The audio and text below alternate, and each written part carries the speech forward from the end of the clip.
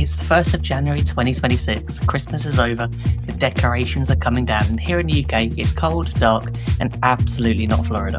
So if you're sitting there right now, dreaming of sunshine, palm trees, and a bit of Disney magic, but you've never been to Florida before or Walt Disney World, and you're thinking, where do I even start? This is the show for you. Today we're breaking down the very first steps to planning a Florida holiday without the stress, the overwhelm, or information overload. So let's get started.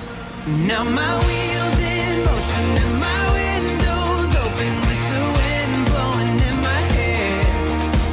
I'm driving down the highway, gonna do this my way. I can feel it in the air.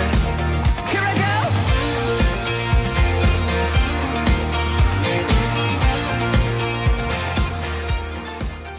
Hello everyone and welcome to the Great British Mickey Waffle and welcome to our very first podcast of 2026.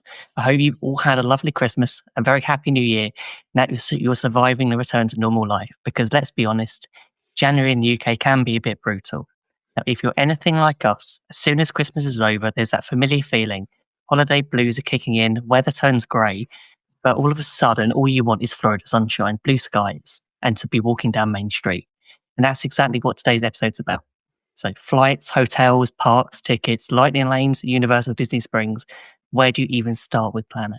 So today is about those first steps. And I'm not doing this on my own. I'm joined by the entire team at the Great British Mickey Waffle, all of whom have been exactly where first timers are right now. All look well rested after a couple of weeks off for Christmas. Couple of weeks off. Is that you, Simon? Well rested. You weren't in my house. Well rested.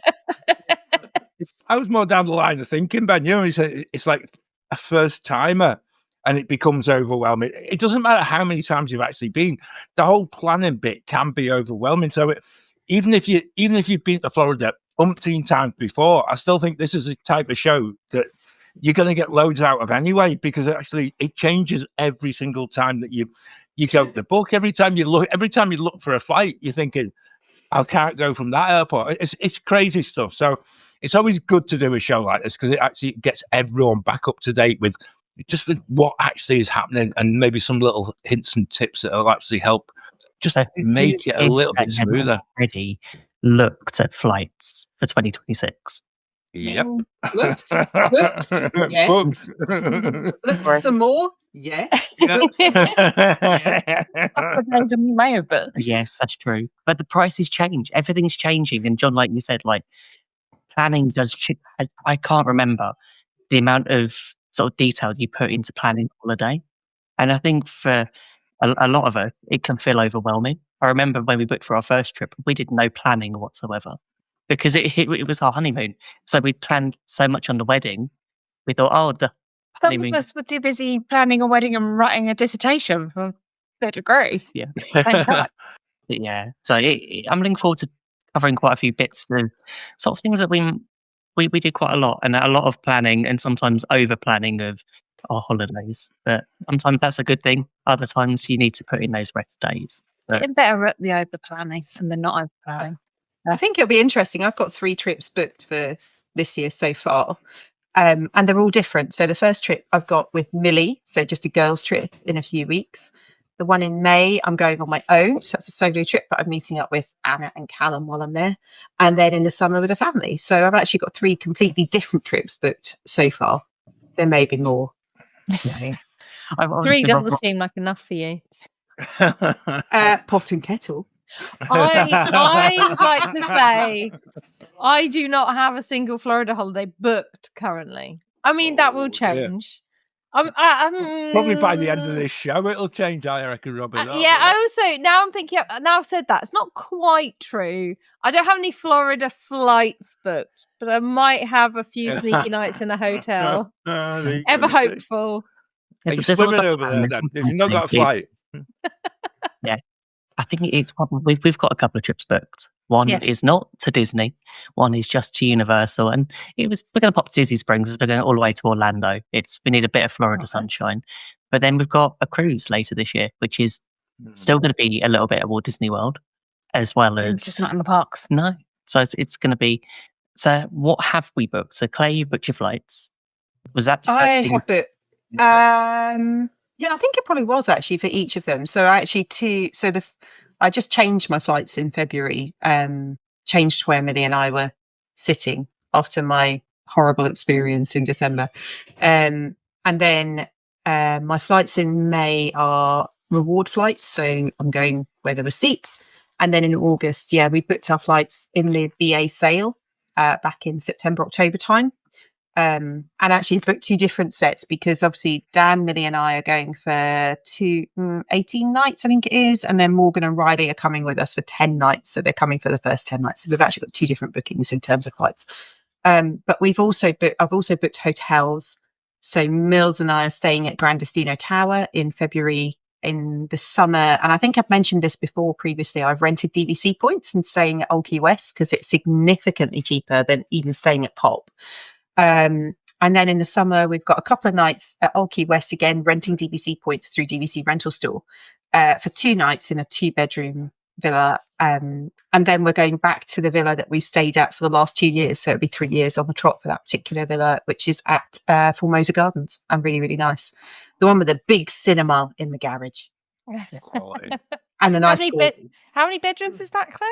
It has 5 bedrooms. And how many bedrooms are going to be taken? Just out of curiosity. Just asking for a friend. Just asking for a friend. Yeah, great. Unless anyone, falls out, in which case 4 or 5 potentially. Yeah. John, you're going this summer as well. How much of your trip have you booked? A lot more than normally would by this time, because actually we've booked flights, we've booked the villa. Again, we're going back to the same villa as last time, because we had such a nice time last year that we thought, there we go, we'll just go away. In the meantime, however, the kids have invited themselves. So we're actually going along with the kids, plus Josh's girlfriend's coming as well. However, this is probably the first. I'm going to come out and say this now because actually I think this is worthwhile sharing with people.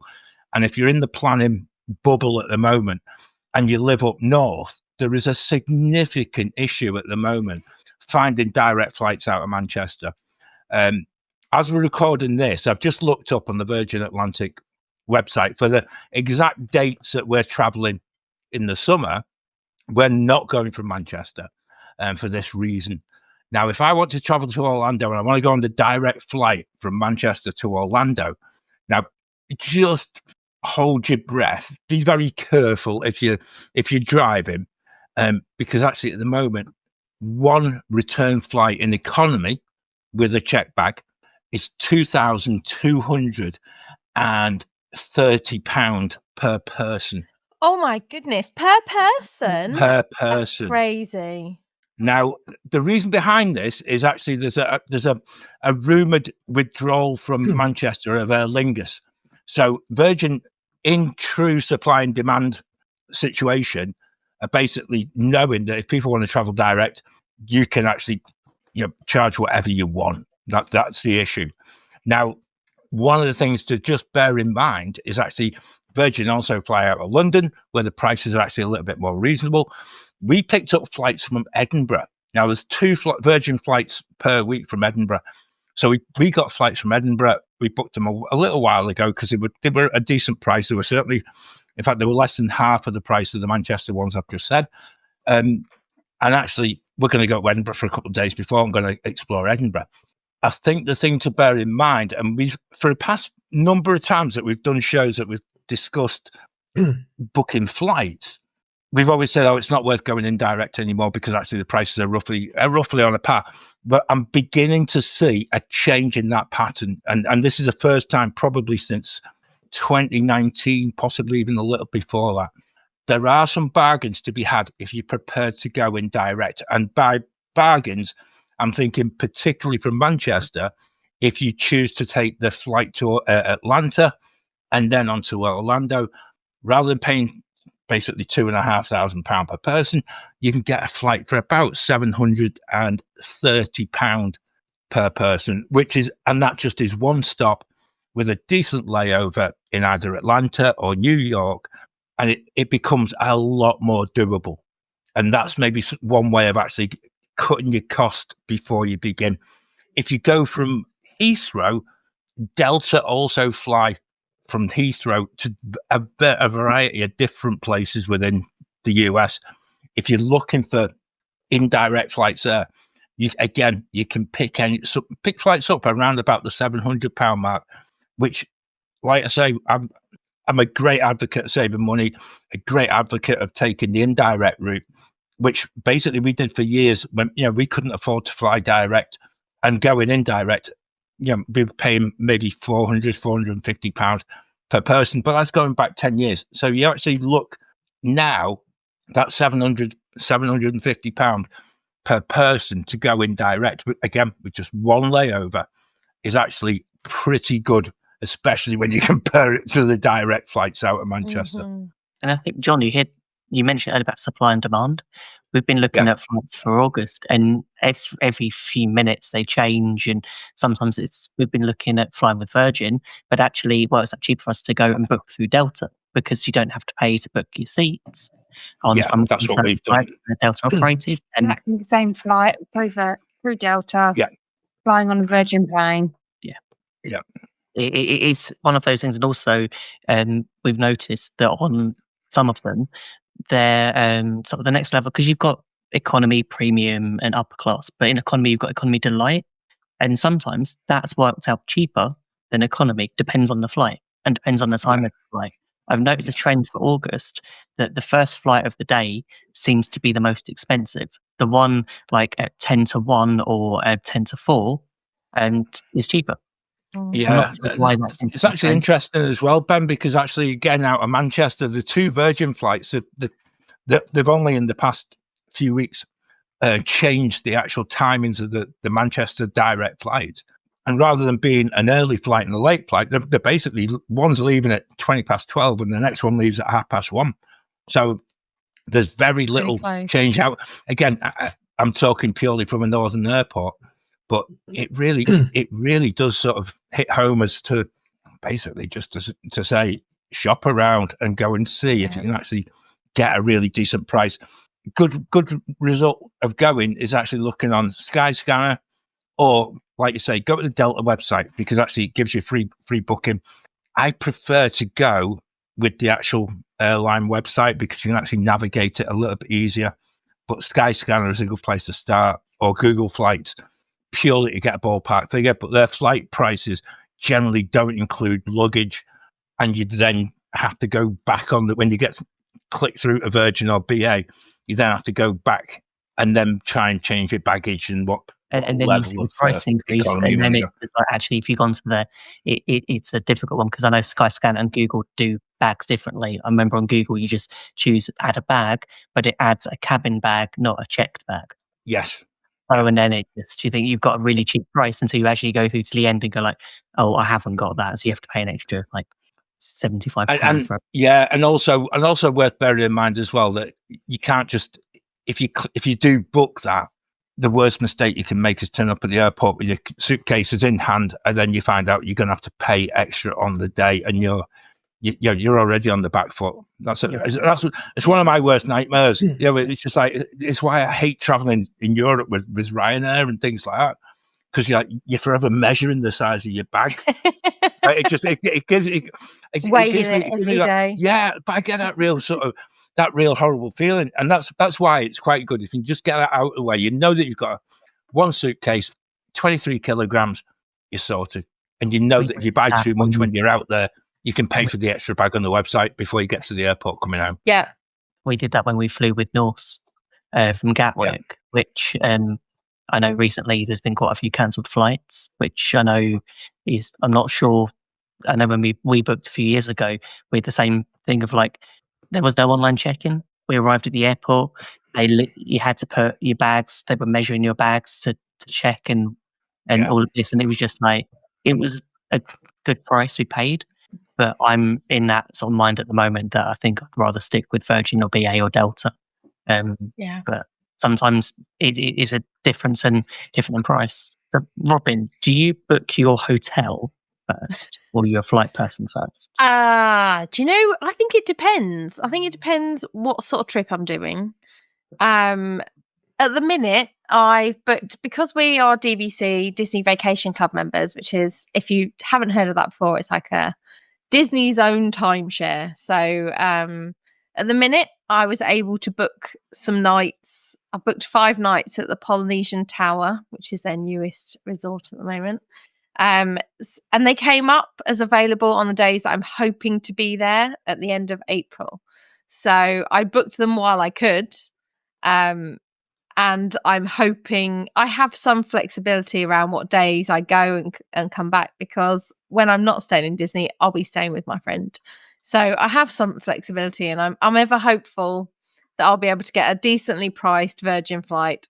We have a Virgin Air Miles credit card, so it makes sense for us to stick with Virgin whenever we can. I mean, I'm not going crazy. I'm not paying...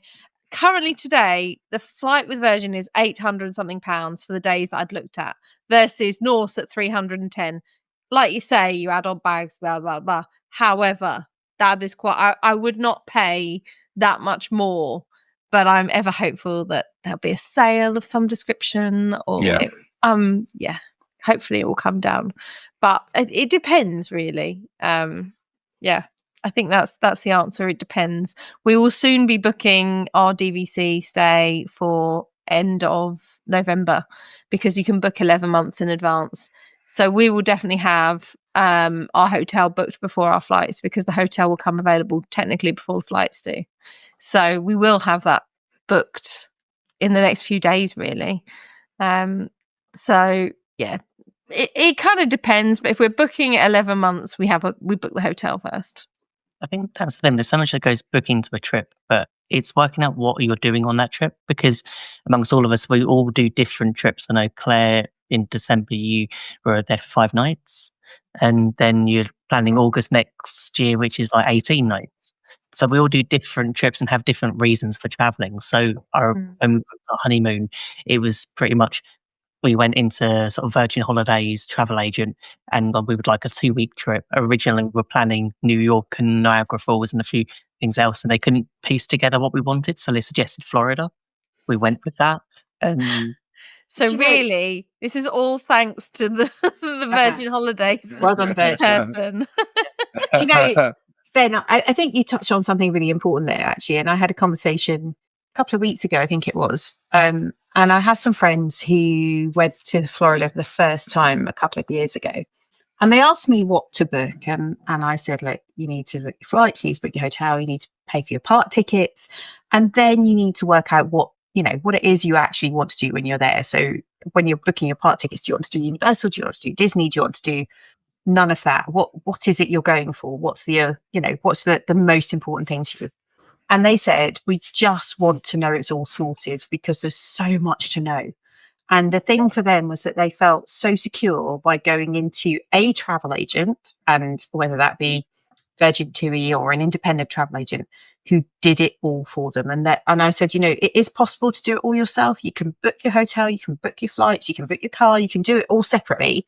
But for them, that was on their first trip. They felt that was overwhelming, and they couldn't quite get their head around it. So what they wanted to do was to just have the information about what the options were, and then to go into a travel agent and go, book us this.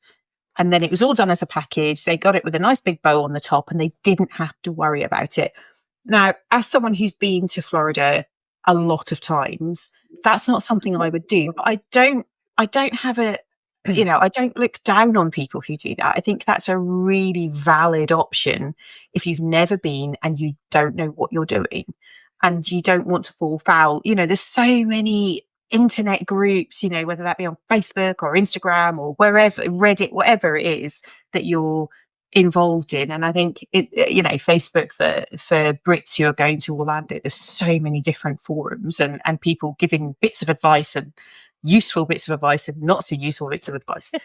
If you're not sure what you want to do, then to go to a travel agent who is going to make sure that A, you have your flights booked, B, you have your transfers, and C, you've got somewhere to stay with some park tickets, that is a perfectly valid option. And yes, there may be a slight premium on that. You may pay 10 or 20% more than someone who's doing it for themselves, who's been 5 times and they think they know what they want.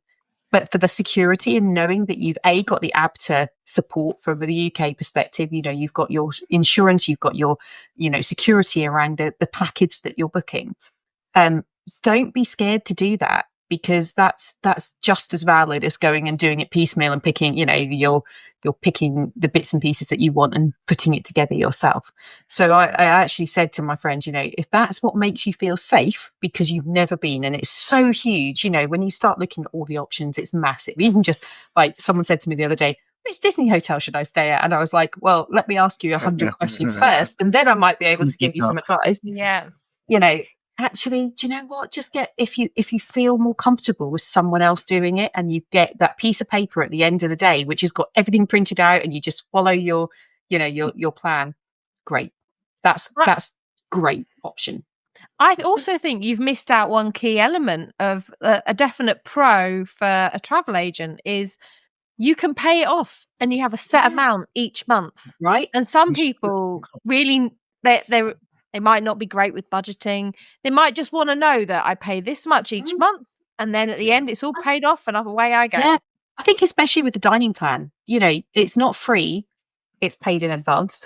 But actually for some people that is such a deal breaker, in terms of, I know that when I go, me and my family, whoever it is, parents, you don't have to worry. Parents and 4 kids, I don't have to worry about feeding them because we've got all this food included. Or I don't have to worry about finding the money when I paid all that on my flights to have a snack when the kids want a popcorn, or when I want to get a turkey leg, or whatever it is that they want. And I really do. And I know some podcasts really look scornful of people who book through travel agents. There are amazing travel agents out there that, whether they be UK big guys, independents, American travel agents we can use from the UK. There are so many options that are available to us that I just think, if you're not sure, get an expert to help you. And that's not us. We're not travel agents. We're just people who love it. But, there are people who can help you and will make sure that you've got everything you need. Yeah. So I could call that. A bit of a tangent there. But I think you're right. We went into Virgin Holidays, and at that time, it was we weren't sure. We'd gone in with the idea that we wanted New York and Niagara Falls, but then it's like we thought of they would like to add on a week at Disney, and thought about that just in the back of our mind. It wasn't something that our whole trip was going to be. But then it was just like, we're talking about the questions about car hire that we hadn't even thought of, and then tickets. And it was back in a day where we bought every single ticket because that was the best deal. We weren't sure what theme parks we wanted to do apart from Disney, Universal. We had SeaWorld. We had so many other Gatorland, Sonia Gardens, all of the stuff. You've got to get them all in. Yeah. You can't get them all in. No flight tickets from everywhere.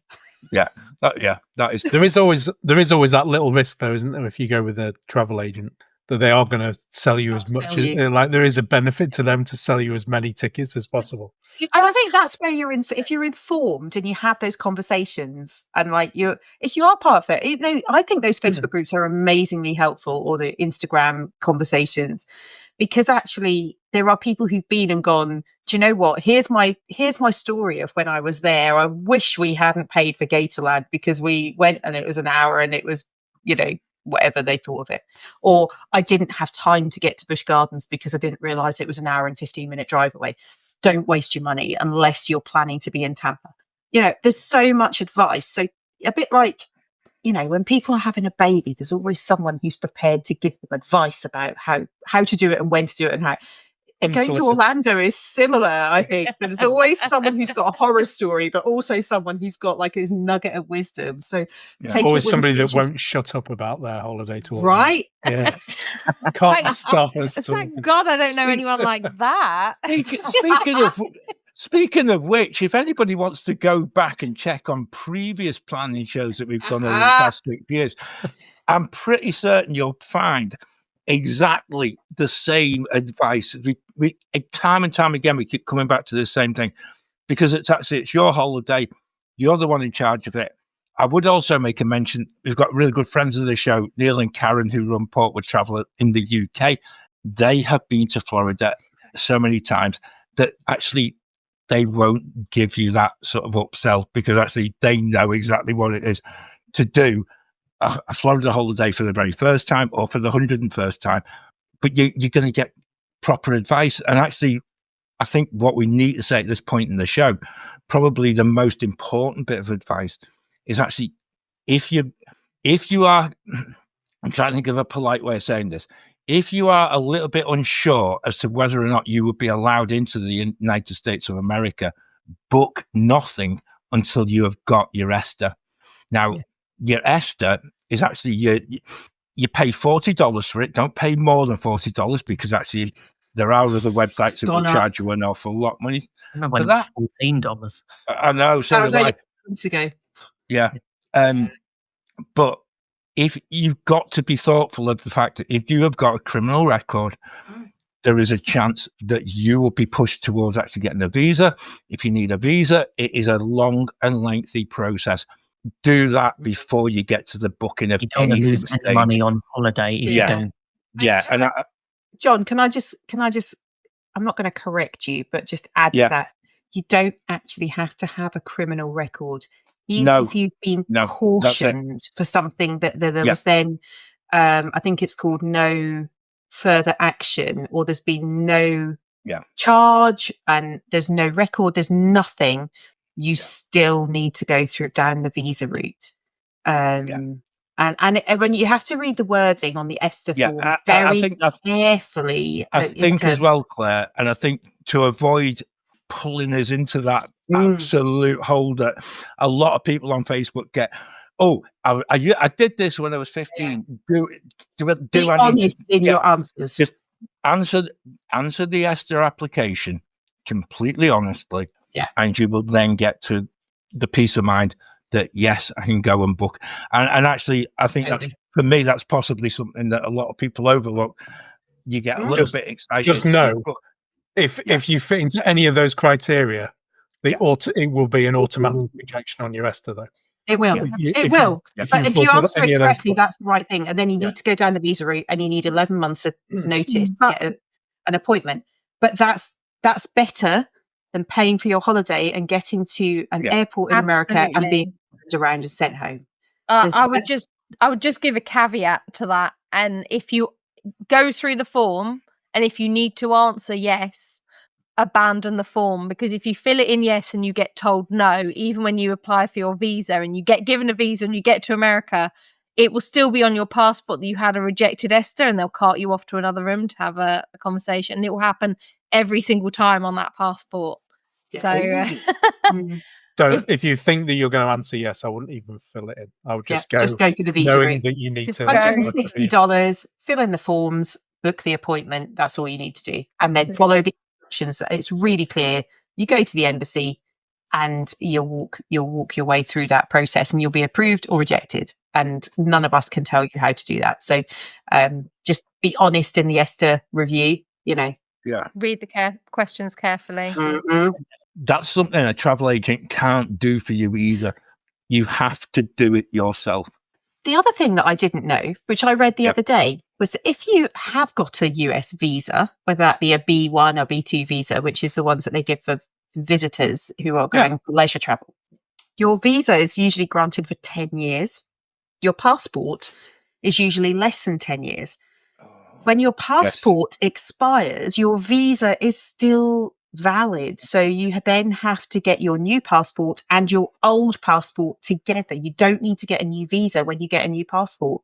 You only need to apply for a new visa when your visa expires. I'm a B1 and B2 visa holder. So, and I had that with my last passport.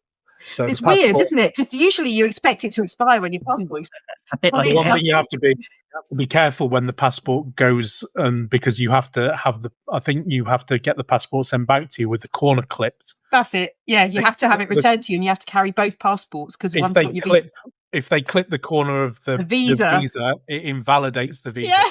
So they have to make sure the corner of the visa is not clipped. It's crazy. You must take your old passport with you. Yeah, I didn't realise that the visa was still valid when the passport wasn't, which is valid for one situation. But so if you get a passport for 10 years and your passport's only your visa's 10 years long, but your passport's only 4 years, then for 6 years you've got to carry your old passport and your new passport. If anyone's still listening to this, right, right, and is planning on going to the USA, your I brain actually hurts. feel you've probably passed the first test of actually Can determining that you definitely US? can you cope with an Orlando holiday. Otherwise, you probably switched off and you decided, no, we're going to Spain. It's much easier. And the same point about us not shutting up talking about stuff, right?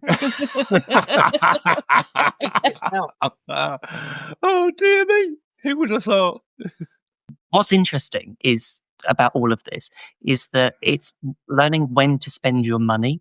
So, and actually booking things that may have a refundable deposit or a low deposit. And sometimes that can save you money because there's certain parts of the trip that we've booked, like car hire, that we have booked one week and refund. And actually every time that I see the price drop, I rebook it and save some money. Yeah. So that money can then be used somewhere else on the holiday, whether it's trip. There is often that thing, isn't there? That I know that people that book like a full package, there is that tipping point and that critical mass where it's sometimes cheaper to, if the price significantly drops, especially if you book quite a way in advance. You're sometimes booking actually before flights have been released, before hotel booking is actually available. And you've taken the plunge and booked the package, but they've booked it on an estimation. And you'll be paying that full whack until it's paid off, regardless of the possibility of actually the whole package becoming cheaper. But it's the cancellation charge and the rebooking fee that there is that point where it may be cheaper for you to just cancel it and rebook again. And it really depends how you kind of booking, as we've talked about, whether you're going to go down that route of booking with a travel agent. But there's always those things where it's sometimes cheaper to cancel it, rebook, but it's your holiday.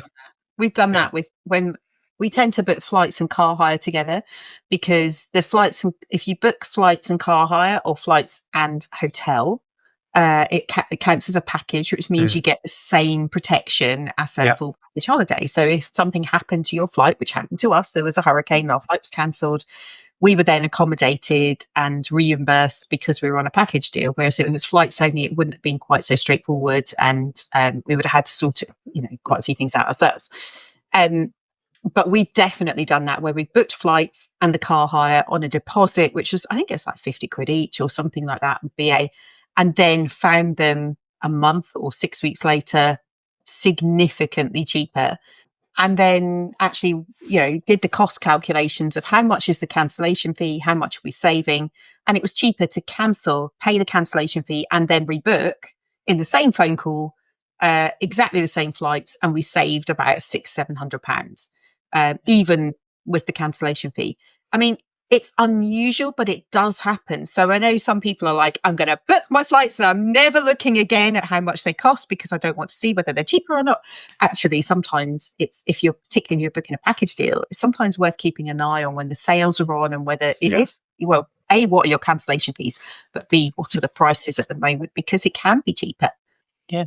And I have to admit, when we booked for sort of later this month, we booked it. So I don't think it was during one of Virgin sales, but it turned out that for the flights and hotel for a week was £1,400. That's and a bargain. it's like flights on its own were £750 per person. Yeah, right. Yeah. So it's like we no get universal for free. Yeah. This is it. Sometimes it's a glitch, but sometimes it just is how it is that day. And it's, there are, I think it's worth saying there are days that are cheaper to fly and more expensive to fly if you don't know. If you fly on a Friday or a Saturday, it is going to be more expensive than if you fly on a Monday or a Tuesday. So if you're able to be a little bit flexible on the times and the days that you're flying, you can save yourself quite a lot of money. Yeah. That also goes for times of year, because obviously we don't have to go in school holidays where I know Claire, John, you've had to do that. Yeah. Only if I'm taking my children. If I'm going on my own, it doesn't matter at all. Yeah, it just set me back. I've got this memory of listening to podcasts with the kids in the back of the car. I'm just thinking there could be parents who are listening to this now who've got the kids in the car, and they could be, tell you what, we could ship the kids off to the grandparents. Yeah. And we can go during the cheap time to Orlando. Yeah, there we go. kids. You know what's even Don't cheaper, let them do John? it. Yeah. Do you know what's? Just leave them with one of the parents. And just one of you go on your own, eh, Claire? Yeah, you go. That's it. You have to buy Yeah. one flight. Yeah. Yeah, Exactly. You're halving the trip, that's basically. exactly it. Exactly. Shrink your family. That's the cheapest Yeah. way. There you go. Oh, wow. I don't know whether we've made it any less overwhelming right now. Then I don't think we have. Yeah. we asked the question about why does it feel so overwhelming, and then we've just emphasised overwhelming. it is overwhelming. Yeah. I think that It feels overwhelming because it is overwhelming. It's I think a lot that, of things. yeah. I think people need to keep perspective. It's a holiday. It's a couple of weeks in the sunshine. And yes, for me, there is something about recognizing that you are not going to do, and that's okay. There is, people talk about that once in a lifetime trip. And I know, every time you talk to someone new who's been to Walt Disney World and they go, oh, this is our once in a lifetime trip. We're only going once and that's it. And we all go, yeah, okay. Yeah. They're in that standard UK based 2-week holiday, which is what we all tend to do because that's what I don't know why it's gone to a fortnight holiday, but that's what people do. There is absolutely no way on earth you are going to do all of Walt Disney World, all the attractions, all the things you want to do, all of Universal and all the other stuff. It's not going to happen. So I think that, and I had this conversation at the weekend with someone that, there is something around prioritizing what are the things that are important to you and the people that you're traveling with, whether that be family, friends, random acquaintances, whoever it is that you're going with or meeting there. What is it that's most important to you to see? Pick one attraction in each park, pick a restaurant, and be happy that anything over and above that is a bonus because you're not going to be able to do it all. And that's okay, because I don't know anyone who's ever been to Orlando other than perhaps your brother, John, and your family who went, we've done Orlando in 3 days. Yeah. But they missed it. But they've never been back. And I think that's the key bit, Claire. And I think you're really onto something here in that whole thing of and not just yourselves, but if you're going with a wider party or you're going with your family, get everyone to be part of that planning process so that if there is just one thing that everybody wants to do, ensure that you get a chance to do it. I can only take us back to last year and the amount of different stories I've heard from people who visited Epic Universe ranging from how good it was to, we didn't get to do this. And actually, we went with no expectation. We went purely to soak up a brand new theme park. And everything that we actually managed to do, which on the day we went, we were very lucky. It was an awful lot, but we hadn't expected to come away with that feeling. And I think that possibly goes back to some of your first experiences of going to Florida, where you go to a theme park, be it Disney, be it Universal, and you think, I can do every single thing, every ride, and I come away at the end of the day and I've only done half of it because maybe the queues have been a bit long, or maybe I've realized I need to stop for food, and actually just rein in a little bit, and actually your enjoyment multiplies by umpteen amount, because actually you then will experience more, because actually you're not just going from ride to ride to ride. You're actually getting much more of the atmosphere, and you're then getting that opportunity to stop, to watch the parades, to just soak up what every single theme park has got to offer. So a question for you, if this is like your friend's first time, where do they find out what rides that they want to do, what restaurants they want to do? Like, where would you suggest? What would you suggest how they research it to have a plan of one or two things that they want to do? I mean, obviously, outside of, you need to listen to the GB Mickey Waffle podcast. Right, that's the first thing. Our next episode is going to be us listing all of the rides and attractions you can do. It's a really good question, Robin, because previously there was like the planning VHS and DVDs that you get from Walt Disney World. You could ring up and get one delivered. And, you know, there was the holiday brochures where you could look through all the pictures of the things, and they had like lists and rides and various stuff. And none of that really exists anymore. No. I think that the current trend is to watch vlogs on YouTube, which is, you know, they all have a little bit of a spin on them. But if you watch a few, then you get a general feel. And I think that there are some really great vloggers out there who are fairly impartial in terms of their views. They share the information rather than their own personal experience. Well, they share their experience, but perhaps without the weighting of their own views on it, if you see what I mean. So I always think that Disney Food Blog is a great option in terms of eating, but also AJ, who tends to be the host usually, is really good at sharing different experiences that are happening across Walt Disney World. They've got a great website that supports all of the things that they do. So I tend to go to Disney Food Blog if I'm looking for Epcot information or new food information or restaurants that are just opening and things like that. I think there's some great UK vloggers who perhaps have a slightly more in tune view of what someone from the UK might want to see. But that's not to say that our friends in the US might not be able to. So it's one of those weird things because it's so difficult. And I think the Disney app has matured over the past few years. Yes, not all of it works like booking dining. You move directly to our websites. And over the years, we've had to deal with VPNs and not have access to things. But I think it's in a good place right now that actually, if someone's coming across Disney for the first time, you've booked it and you know you're going to Walt Disney World, actually just opening the app and looking at the map, because it gives you a great scale of how big Walt Disney World is. So how many different places? So you've got your different parks, you've got all your different hotels and all the different transportation options.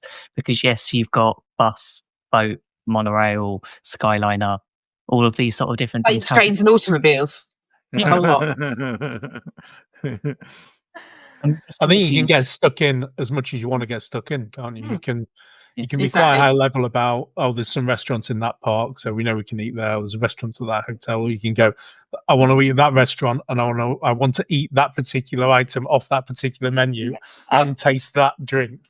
Yeah. So there's a lot of materials even just on their own website, as well as through quick service and table service. So you can go, this is eligible for a snack credit, or this is available for. So you can sort of think like, okay, we can eat here, we can eat there, and I find that's quite useful. But yeah, you're right, Claire. There's so much information out there. It all depends on what you're looking for. YouTube's got some good on-ride point of view videos for some of the rides and attractions as well, which will give you a good indication as to whether or not it's suitable for the people in your party. And other podcasts as well. You know, we had Andy from the most magical podcast on earth with us on middle of December, and he's got a podcast that comes out every 2 weeks. He talks to people who have been to Walt Disney World usually and their experience, you know. So we've got friends within the podcasting and YouTube circle that have so many views. You know, we could sit here and list a whole load of people that you could watch and listen to, all of whom have a slightly different view. It's tricky because I don't think any one view is the right view. It's what works for you as a person and your people that you're traveling with. So if you're traveling with kids, it's going to feel different to if you're traveling on your own, you know. And that's why I was saying that, at the beginning of the podcast, I said, you know, actually I've got 3 trips planned and they're all slightly different. And what I do on those trips will look slightly different based on the fact that I'm traveling with Millie on my own, then on my own. And then with family, you know, all of us in the summer, they're all going to be slightly different because of the different people that are traveling. Make it your own holiday at the end of the day. Right. Listen to people's opinions, but there'll be some people that will say, this is the best restaurant I've eaten at. You must go and eat at CC's Pizza. Right? And there'll be other people who say, I'm never going back to CC's Pizza. So it's all about gathering a kind of broad spectrum of opinion, but always remember it's your Don't go to Sizzler. Your holiday. I don't think they exist anymore. Sizzler. A good reason. Yeah. Ponderosa. But they used to be hugely popular. I loved them. them in like the 90s. They were the thing. They were the place to go. And this is the thing; it all changes. I heard a vicious rumor this week that Sweet Tomatoes is reopening in Florida. Don't tell me it's a vicious rumor. I'm still mourning, Claire. Yes, apparently so. I I'm love the same, Robin. That was a superb. Yeah. When you were sick of eating fries in a theme park, and go get the broccoli salad. Salads. Yeah. I hope it's true. I hope so too. It was, but it was the most amazing sort of flip of the options of what you could actually was available to eat in Florida, and I hope that comes to fruition. Fort Myers, apparently. We were just reading that. Okay. Fort Myers. It's quite a drive from Orlando, but you know, maybe it means there'll be more. Fingers crossed. It's a start. We'll more than broccolini, then that's when we go forward. Yeah. Just take the day trip. Go to Fort Myers just for the vegetables. Hey, we have friends the nutritional value. Just for Wagamamas. Wagamamas in Tampa. They go. Is there a Wagamamas in Tampa? I didn't know there was a Wagamamas in Tampa. That's hysterical. They were there on opening day. I think that's one of the things is that, you know, there is a little bit of beige food fatigue that happens after a few days. Certainly for me, I get a bit, I don't quite understand how people can do 2 weeks of just eating beige food. I get a little bit edgy. I can train you, Claire. It's okay. I realised as I was saying that I nearly said chicken tenders and fries, and then realised, Robin, that's like when you're away, that's meant to be your story. No, honestly, Claire, I'm actually with you. Even you get exhausted. Even I get to the point where I'm like, I cannot eat fried chicken and fries anymore. Yeah. There's just like, I feel like I should take multivitamins with me every time I go because of the lack of nutritional value of the food. And I remember today we were doing something at home and Millie said to me, can we get some corn syrup? I was like, no, we can't because it doesn't exist in the UK because it's full of all sorts of horrible additives. Why not? Why do they have it? Well, Millie, and it's that sort of nutritional issue that for me, I think if you're aware of that beforehand, that actually tends to be quite beige unless you seek out the good stuff. There is some really good stuff in the parks, in Disney Springs, in the resorts. You can find amazing food that isn't beige, but you do have to have a little bit of a look for it. And if, you know, podcasts like ours and then other places will be able to give you that information. So if you're slightly concerned about your child eating only mac and cheese for 2 weeks, let us help you. And do you know what? I know I am a type A kind of person. We've met me. The first thing I do if I'm visiting another Disney outside of Walt Disney World, believe me, I know those menus inside out. But outside of Walt Disney World, Disneyland Paris, Disneyland Hong Kong, etc. First thing I always do is, like Ben said earlier, is I download the app, open up the map, click around, look at the restaurants, bring up the menus, and you can have a look and see where you fancy. I know I might be 6 months ahead of time, but I can look at those menus and see the sort of thing they do. They might change one or two things, but if you're going to a burger place, you're going to a burger place. They're not going to change that much. So it's very easy to do that on the app. It's very easy to find out what foods are on offer where, so you can have more of an idea of, if you don't want to eat chicken nuggets and fries every day, you can have an idea of where to go to escape that. The plus point is, though, that you have got like time. If you're going to book like 11 months out, you don't need to worry about actually what you're going to eat or where you're going to book food till.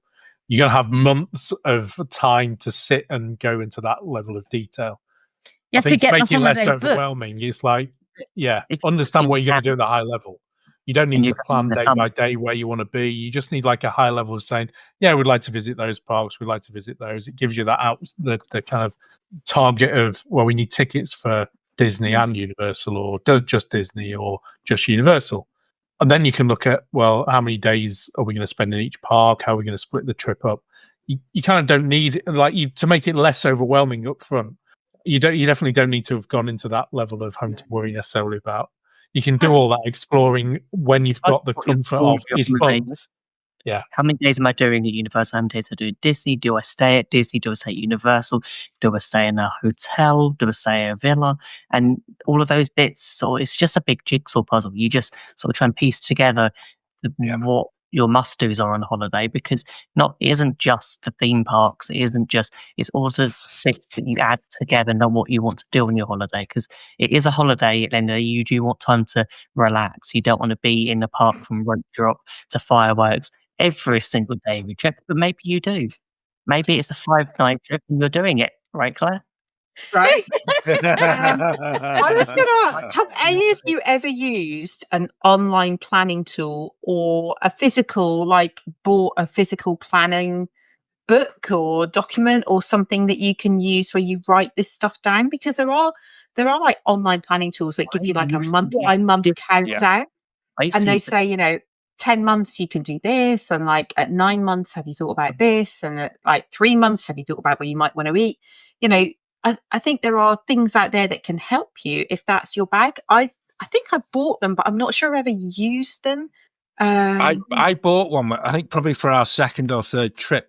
I actually found it confused me more than actually anything else. And I then decided that I actually needed just to sit down and just think rationally and take myself step by step through the trip myself. I actually felt having a book, which seems in this day and age now seems really old school. I'd probably leave it at home as well. And that's you would because they were usually like that thick. Yeah, they probably take up about 3 kilograms of your anyway. Valuable shopping space. Yeah, so left behind. Swapped out for shopping from the Walmart supplies. Bath and Body Works. Yeah, right. Yeah, Chick-fil-A stores.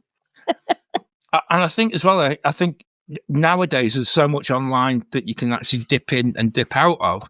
I know that we've spoken before about certain places that you can go to, and you actually, even if it's an old-fashioned forum, go in, but take the information that you want yourself, and don't always take it as gospel.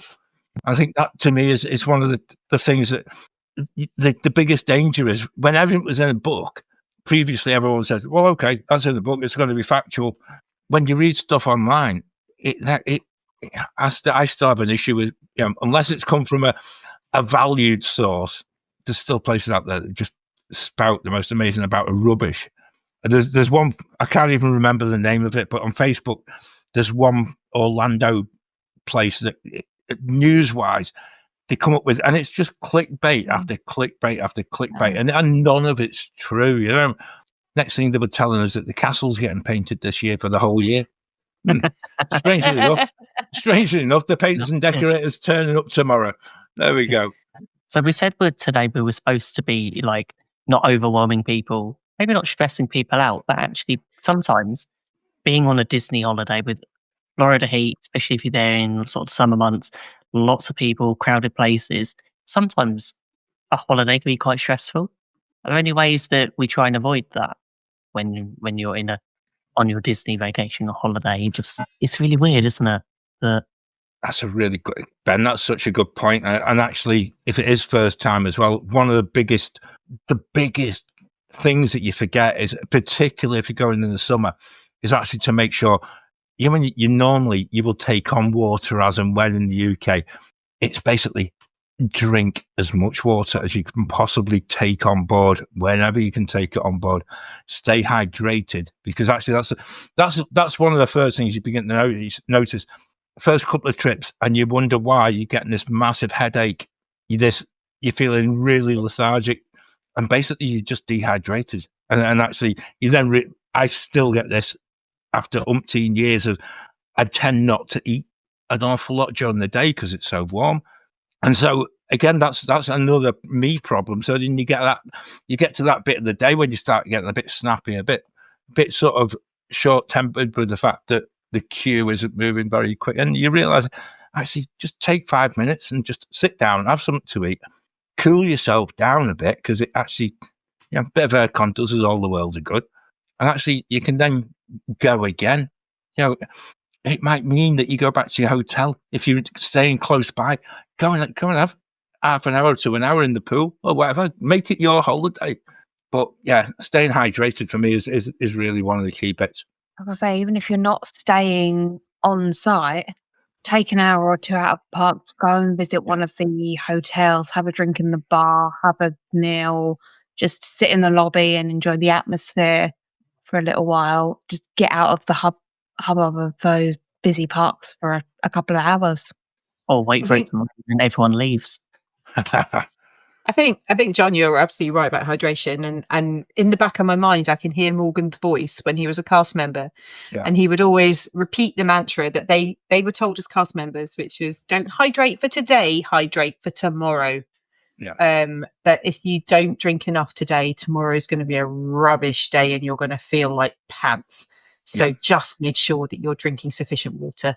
And if you feel like if your mouth is dry, you've missed the boat. You're too late. So actually Gatorade and things like that at that point are really important because they've got electrolytes in. So, don't be scared of drinking some Smurf juice, as we call it in our house.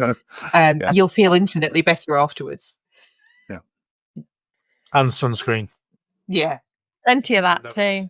Plenty of that. That's the worst thing is being miserable because you've overexposed in the sun and not drunk enough water and headache. Being burned to the point that putting clothes on and it's resting against sunburn. Ooh. That's always no fun. It's never comfy. No. But also, I think it goes into planning actually. That trying not to do too much all at once. If you're there for 2 weeks, you need every single day to be a park day. Do half days, just go into the evening, some in the morning, and just mix up what you'll do on holiday. Sometimes we'd do shopping in an afternoon, but hit Magic Kingdom first thing in the morning. And just mix up your trip and just decide to actually, no, we're not going to go to a park today. We're just going to chill by the pool and just relax. And I think it leads into that whole our whole planning of the first trip is knowing when you want to go, doesn't it? Because we're saying all these things for during the summer months when it's very, very, very warm. But if you really fancy going at Christmas, you maybe need to take lots of different layers because it'd be hot one minute and cold the next because you can never can tell in the winter months. So but you do still need to hydrate because you're doing a lot of walking and exercise. You definitely possibly more than you realise, to be honest with you. Yeah. Because you're walking around the parks, you don't realise quite how many steps you're doing. You may be able to last a full day in a park in a cooler climate, but if it's a summer month and it's late 30s, you might say, well, we're going to do a half day because the sweat on my shirt is that bad that it looks like I've stepped out of the shower anyway. So it's time to go and get in a bath pool. What does it say, Robin? Air that you can air you can wear in summer. Yeah, that's how I would describe it. So I think it helps having an idea when you want to go, what things you want to see. Obviously, if you go from August till October, you'll get some Halloween.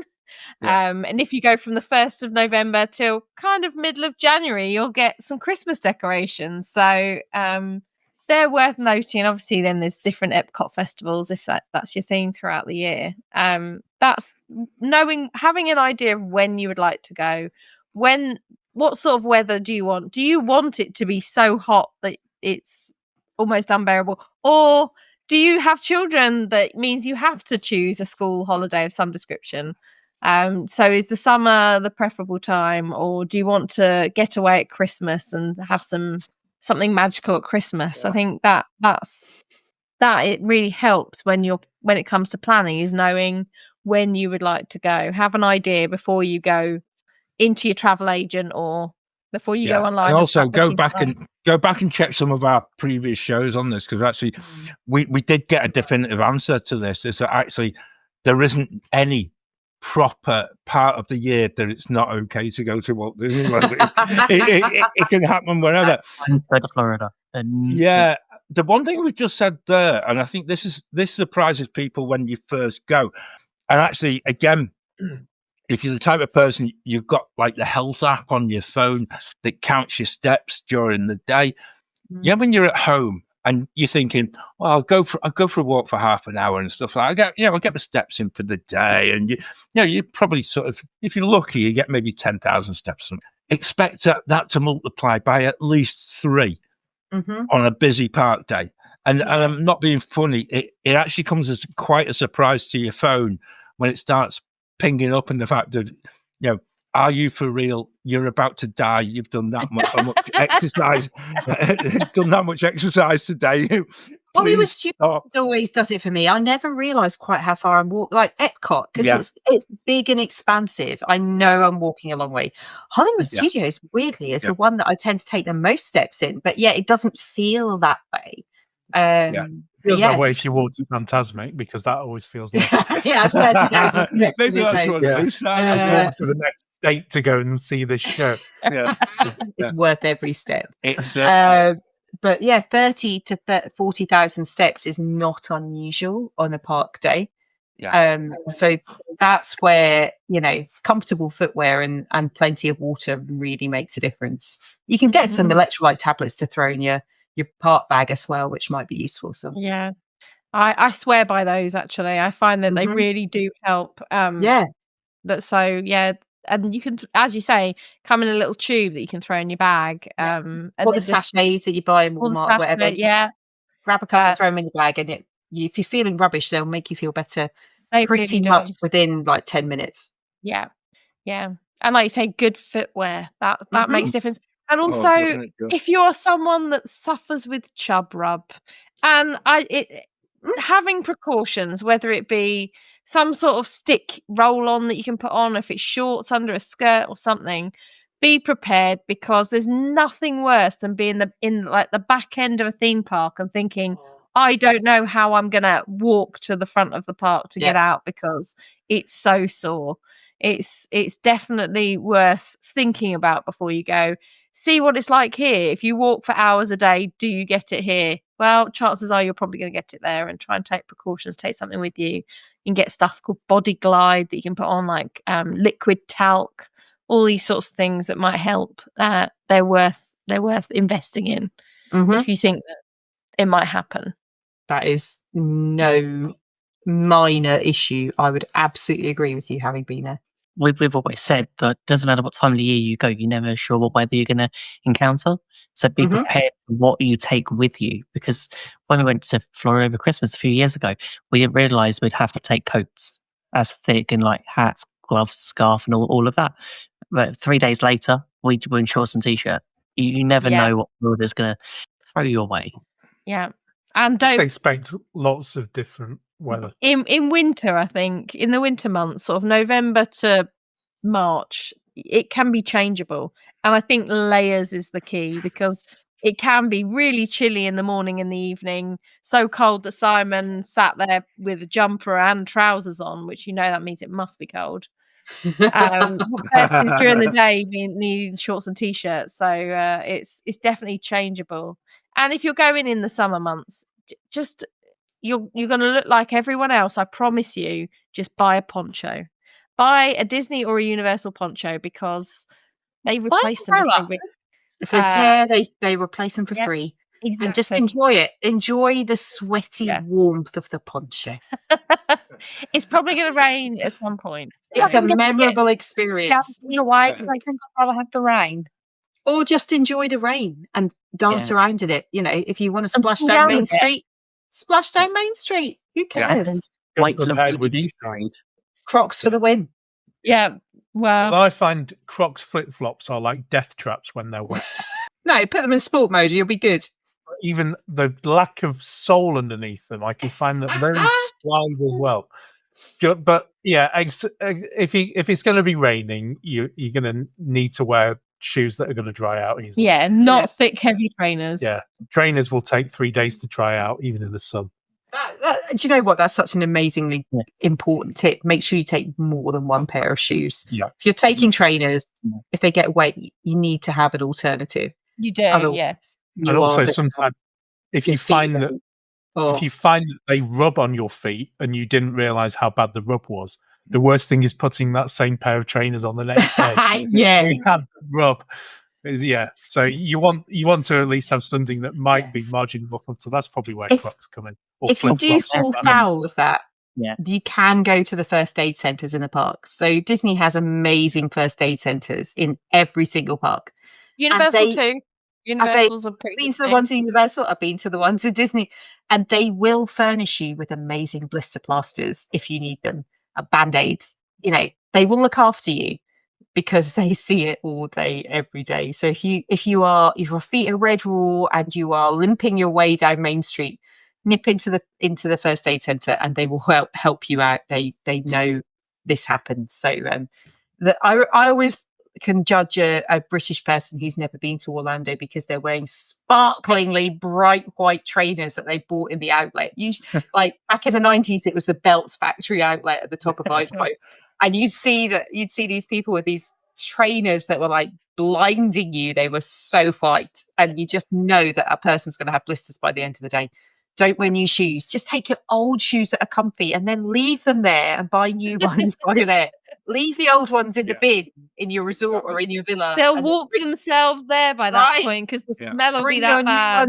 And if they're not that bad, donate them to like the homeless people in Orlando that they have donation shelters and stuff. But you know, just buy new ones there and throw the old ones away. Yeah. You don't need to wear new ones in the parks. No. Just think how much you spent on this holiday, and it's like your first few days are like brand new shoes, and like don't do it. No, Feet are in bits. and actually that for me is one of the best bits of advice is actually go with the oldest, most worn-in, comfortable pair of trainers that you've got. Mankiest, stinkiest trainers you can because find. actually it will just mean that you know that they are lived in, and actually if you do a little bit of shopping when you're there, buy a pair to bring home, you'll feel that you've got a bit of a bargain on that front. And then actually just leave the old ones to just have a second life. But you will feel so much better. You really will, because you can't keep doing park day after park day with feet that are in a bad shape, because actually that's the one thing that is going to see you through.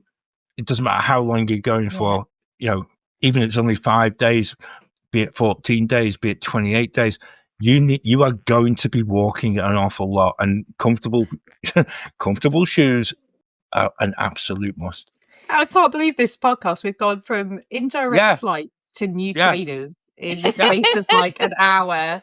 Yes, and that's why we're here. I think it's maybe worthwhile if you listen to us for the first time. You know, we do 2 podcasts a month, every month, but we're also live every single Wednesday on YouTube. Now, if you want to find out, and we do talk about little sort of side issues. You know, we go into side quests. Yeah, and particularly during the live show, who knows what might come up.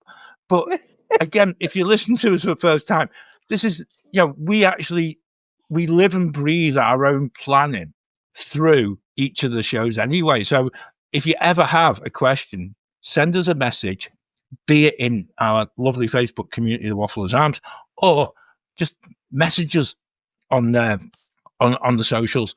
Drop it in the comments. Yeah, but we will get back to you, because actually we've all been there before, and actually it's why we all keep going back. It's because we had such a cracking time the first time we went. We actually thought, this is just something I want to go and experience again, but I want to experience it a little bit better. And unfortunately, it kind of becomes a little bit addictive. Because when we all first started doing this, we never thought we'd be doing a podcast about it. So, you know, who knows what your trip would bring? And you know, I think before we wrap up the show, I think we should share one bit of advice for if someone's planning their first ever trip to Walt Disney World. What would you do? What's your one bit of advice for them? Except you'll be going back again. unless you have a complete nightmare and everyone has a strop and things like that, which probably I think my brother's family probably did when they went. But yeah, it does become that trip where I'll let everyone else up, but just plan the fact that you'll be going back again. How about you, Claire? For me, it's sit down with the people you're traveling with. and pick one thing each that is the most important thing to you, whether that be a restaurant, an attraction, an experience, to go to Harry Potter Land in, Islands of Adventure, whatever is the most important thing to you, and make a plan that each person gets to do that really important thing. Everything else is a bonus. Except that you're not going to be able to do and see and eat everything. Yeah. Even though you want to try. You especially might eat. want to try, but there is something that you're going to miss. Yeah. I think mine, I've got two. I'll start with one because I feel like someone else might come up with the other one. So my thing with, I do have people ask me about the trip. Like, we're going to do a trip. Have you got any advice? My advice is always try and make it as long as possible. So, Claire said earlier, we kind of have this preconceived idea, 14-night holiday. We go Saturday to Saturday. And I kind of say to people, could you go Friday to Sunday? Just give yourself an extra couple of days. So you're going for, say, 16 nights instead of 14. It just gives you a bit more time to play with and a few more sort of moments that you could maybe rest. So especially when one of the big expenses is getting there in the first place. Yeah, when the flights are so expensive anyway, it can be, well, we'll just try and squeeze a few extra days if you can. Yeah. Could you go on a Thursday and come back on a Saturday? Like that sort of thing. Yeah. If you can you squeeze in any more time? Play with the flights. It's those flight prices. You might find that actually just stretching it out and not being over a Saturday or Sunday just brings your prices down. So it can be beneficial as well. But I agree.